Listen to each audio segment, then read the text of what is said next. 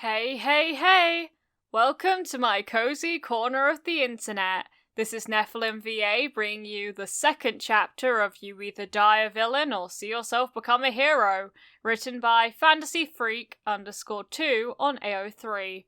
Villain AUs are my beloved, so we must heed the trigger warnings before we proceed.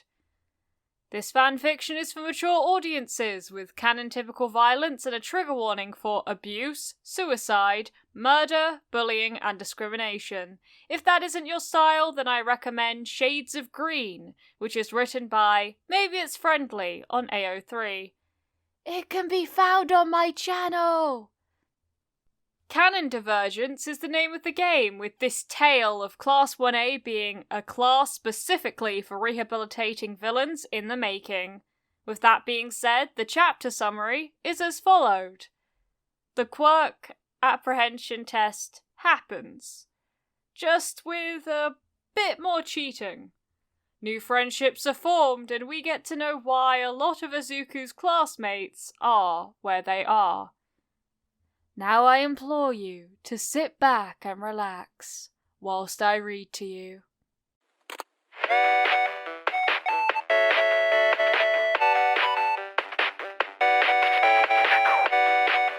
Chapter 2. The Quirk Apprehension Test.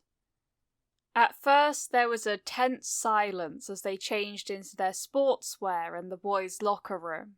But then the boy with the blonde hair with the black lightning started talking. Listen, guys, we're all stuck in the same boat here. We should try to be friendly with each other. My name is Kaminari Denki, and I can control electricity with my quirk. I used it to black out several important buildings to steal stuff and hack a few things, so here I am. This is stupid, the boy with wild lilac hair said. We all did very bad things if we are here. Why should we trust each other enough to be friendly? On the contrary, the boy with spiked red hair argued. You heard Sensei, didn't you? We won't have any allies here. The only ones we have are ourselves. And no one here would have done something unredeemable, otherwise they wouldn't have let us in. So I say, we stick together like glue, otherwise we'll never make it through. My name is Kirishima Eijiro, and I have a quirk that hardens my body. Some rich assholes thought they could sexually attack a girl in front of me and I beat them to a pulp. Wow. With that background, you're probably the nicest one you can find in this class.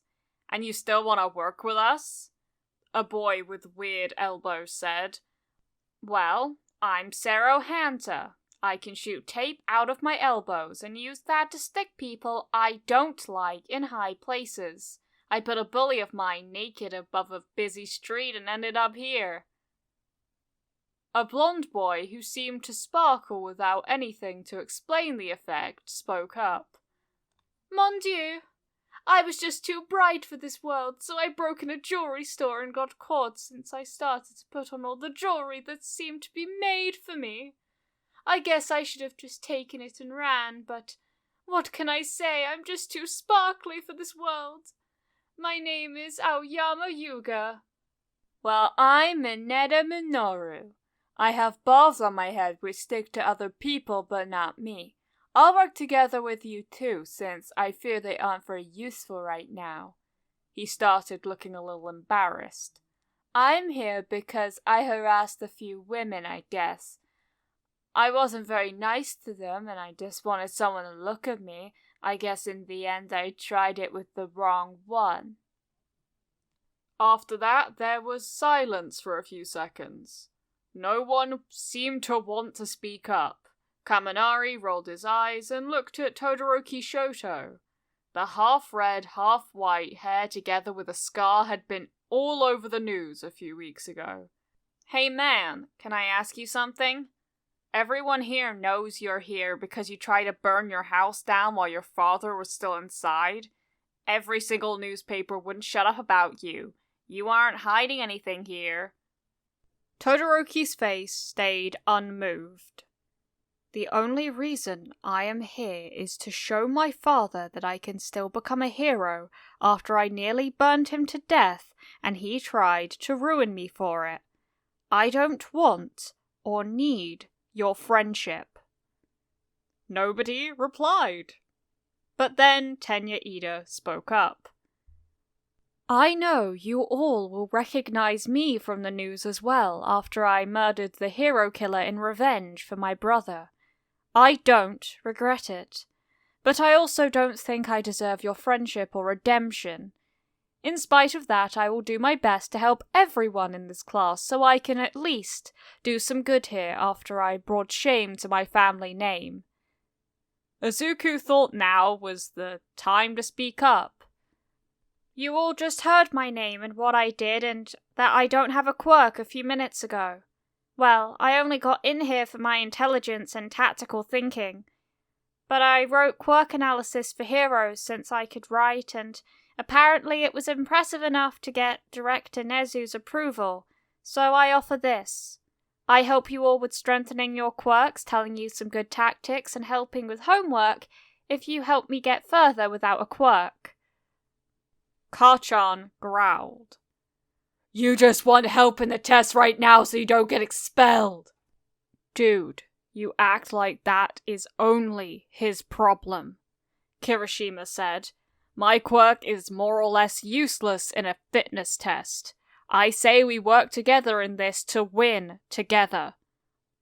Izuku smiled darkly. Of course you don't have to take part if you don't want, but I hope you are all aware that if you betray us by talking to Sensei, your life here becomes real hell on earth. That goes for you too, Kachan. Bakugo seemed ready to explode for a second, but then he looked away. Oh, do what you want. I'm not letting myself get baited by you again. You are the only reason I'm here. Izuku felt that age-old rage start up in him again. The one which made him burn down his school. What the hell do you mean, I'm the only reason? He forced himself to stop and breathe. Whatever. Everyone who wants in, let's win this fitness test together. Zero clapped his hands together. Sounds like a plan. We should go talk to the girls so we can get more allies so they know not to talk to Sensei. Helping each other through the test sounds like a great idea, the invisible girl cheered. My quirk is really useless in a fitness test. Higakure Toru here. I maybe used my quirk to break into a few high-security banks once. Or twice. Or 20 times. Fine, I'm in too. I'm Jiro Kyoka and have earphone jacks with which I can amplify my heartbeat and attack physically. I downloaded music illegally. Jiro crossed her arms in front of her body. What? I downloaded music illegally, she repeated. You're here because of that? Kaminari looked at her flabbergasted. Yes, now shut up, idiot. Izuku felt something brush at his pants and turned around to see a girl with a round face. Hey, did you just steal my purse? She smiled sheepishly. Oh, sorry. I'm a bit of a kleptomaniac. I swear I would have given it back. Except the money, of course. Izuku blinked and repeated, bewildered. Except the money of... She ignored him. I'm Uraraka Ochako. I can give anything I touch 0 gravity, as long as I can concentrate, and I would love to be part of your team. Yayorozu Momo. I can create anything I know the composition of, and may have used it to make as much money as I wanted to shop and stuff. I first only made very little, so no one noticed, but I fear I got a little addicted to it and got caught. I'm Asui Suyu, but you can call me Sue. I can do most things a frog can, ribbit. I would rather not talk about why I'm here, but I'll help you if I can. And finally, me! Shouted the pink girl excitedly. I'm Alshido Mina and can secrete acid. Did you hear Kirishima got in here because he beat up some rapists? Yeah, I started that. Izuku looked at the colourful group of people around him and nodded. I think that's all of us. Let's talk about how we're going to do this before Sensei comes looking for us. Well, you took your time. Aizawa sounded bored. Are you now finally all finished? Good. We'll start with the ball throw. He gave Bakugo the ball, who managed 705.2 meters. Then came Uraraka, who managed an infinite.